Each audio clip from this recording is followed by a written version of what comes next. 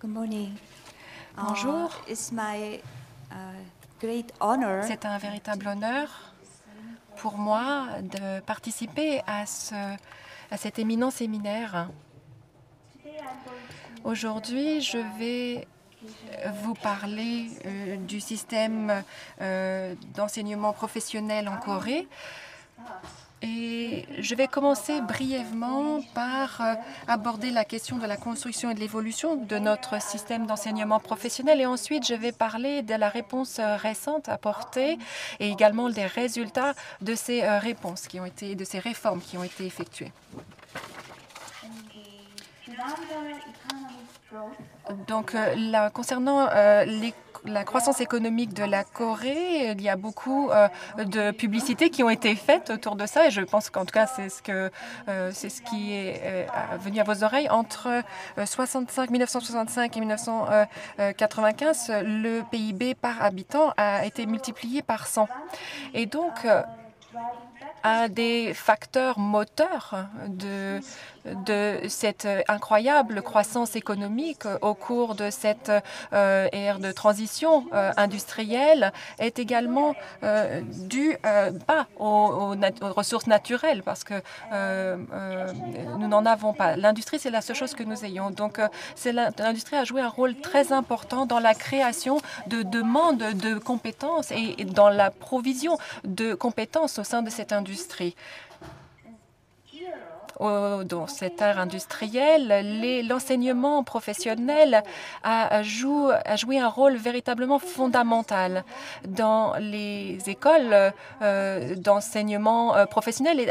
Ont eu la préférence des parents parce que les enfants, d'ailleurs, qui avaient de bons résultats, optaient pour cette voie professionnelle. Et parmi les 11 présidents de la Corée, 3 présidents sont des diplômés d'écoles d'enseignement professionnel. Et donc, au cours de cette ère particulière, c'est ce que l'on a pu observer. À l'inverse de l'Angleterre, si j'ai bien compris, l'expansion de l'enseignement s'est faite rapidement, mais nous sommes d'abord concentrés sur l'éducation primaire et secondaire en essayant de contrôler le nombre d'institutions d'enseignement supérieur.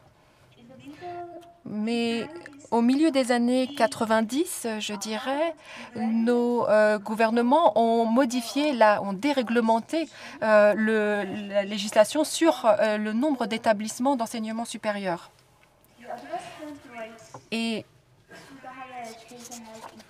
le taux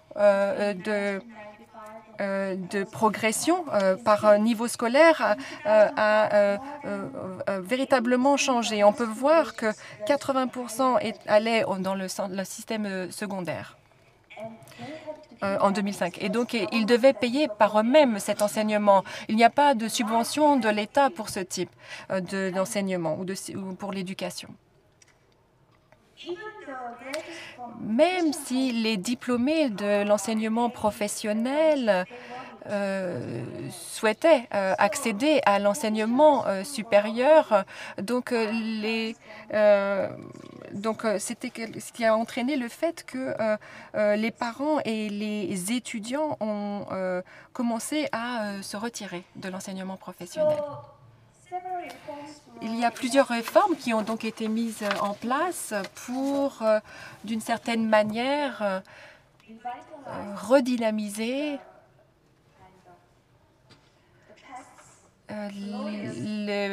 ce qui était le statut anciennement glorieux des écoles d'enseignement professionnel. Et donc, ils ont décidé, donc finalement, les gens ont essayé de partir vers l'enseignement supérieur. Donc, si on regarde ce graphique en 2009,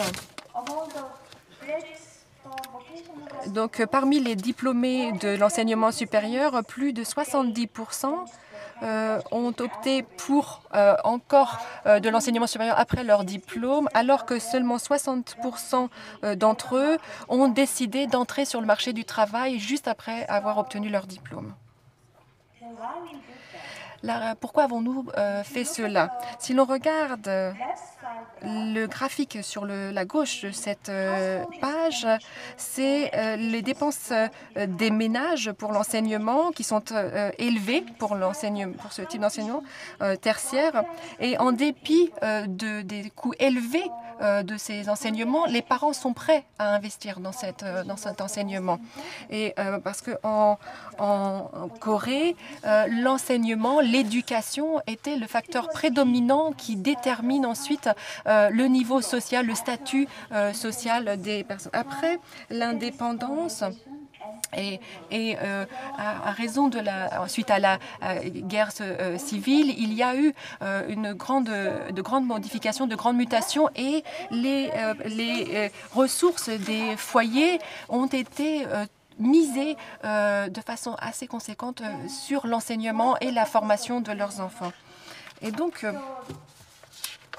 on a eu cette crise des écoles de l'enseignement professionnel, et cela a entraîné, cette surformation a entraîné un décalage, une inadéquation entre la demande et l'offre de postes. Et également, il y avait une grande aide à l'orientation qui a été également mise en place. Les réformes qui ont été mises en place afin de renforcer le lien entre la formation professionnelle et le marché du travail ont été lancées pour aider à lutter contre le chômage des jeunes. En 2010, ce qu'on a appelé le programme de progression ou faire avancer le système scolaire supérieur professionnel avec des besoins très spécifiques liés à l'industrie. Et donc, il y a eu un focus de mise sur les besoins de l'industrie et les compétences spécifiques aux différents secteurs industriels. Donc, beaucoup d'écoles misaient sur un niveau d'enseignement très élevé. Aujourd'hui,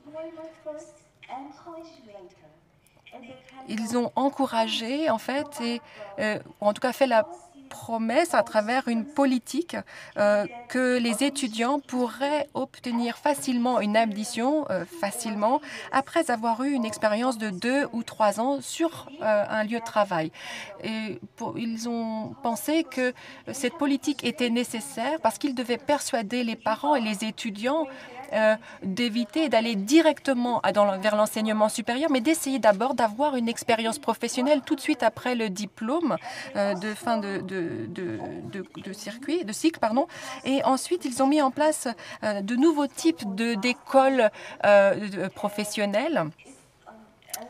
Et ce sont des écoles qui s'appellent les Meister High School. Ce sont des écoles d'élite, véritablement. Et donc, le gouvernement a soutenu de façon renforcée ces écoles Meister et ont encouragé la reconnaissance de leurs performances. Avec des sociétés comme Samsung et Hyundai qui ont été impliquées avec des promesses de propositions d'emploi, avec donc à travers un protocole d'entente avec ces sociétés qui ont été mises en place. Et donc les étudiants qui aujourd'hui ont donc obtenu de bons résultats devaient pouvoir avoir accès à ce type de propositions de contrat. Plus de 90% des diplômés donc entraient sur le marché professionnel avec un niveau de poste moyen, et les sociétés et finalement les étudiants sont satisfaits de ce programme et de cette réforme. Et donc cela a eu une influence sur l'enseignement professionnel lui-même, en fait. L'impression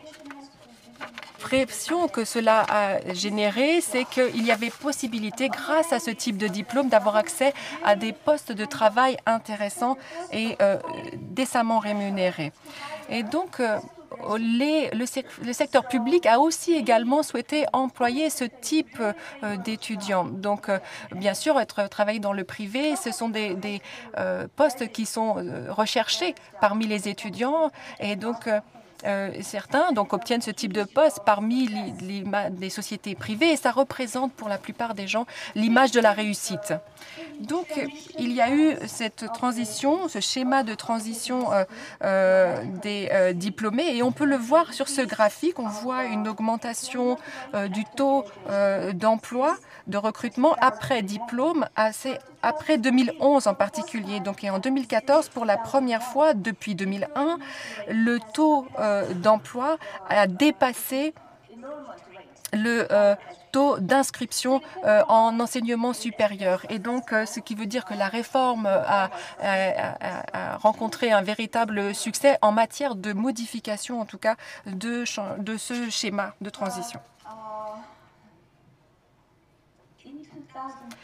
En 2013, le nouveau gouvernement, c'est-à-dire le gouvernement actuel, a lancé de manière ambitieuse un programme dual en Corée visant à améliorer, à renforcer le lien entre le marché du travail et l'enseignement. C'est une véritable mutation, passer de niveau 4 du niveau 1 au niveau 4.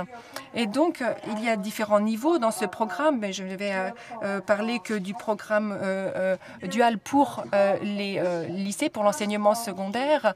Et cette ambition, elle émane en fait d'un rapport de l'OCDE sur le développement de l'éducation en Corée. C'est tiré donc de ce rapport, cette présentation, avec jusqu'ici peu d'expérience en matière de coopération sociale. Et donc, la question qui s'est posée, c'est comment pouvions-nous mettre un système qualitatif en place et à travers une réforme qui soit ambitieuse. Et j'étais tout à fait d'accord avec cette expression de l'OCDE qui a reconnu le caractère ambitieux de cette réforme.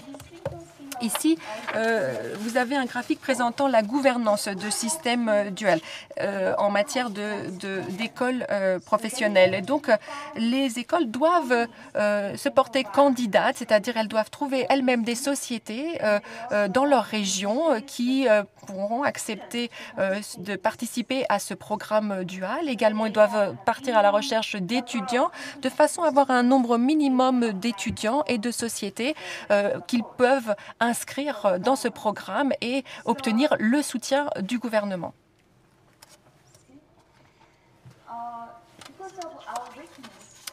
En raison de la faiblesse du contexte social, en tout cas dans le cadre de ce système dual, le gouvernement a décidé de mettre en place des mesures incitatives et donc ils ont financé les coûts de développement de programmes et d'infrastructures qui donc incombaient aux sociétés qui voulaient rentrer dans ce système dual et également des paiements où ont soutenu le paiement des honoraires et des rémunérations des formateurs et les coûts de formation, en particulier pour les PME, qui ont eu la possibilité, par ce biais, d'améliorer leur équipement, leurs installations. Et donc, tout ceci sont finalement soutenus par ces financements procurés par le gouvernement. Donc, cette expansion s'est faite de manière rapide et en 2015,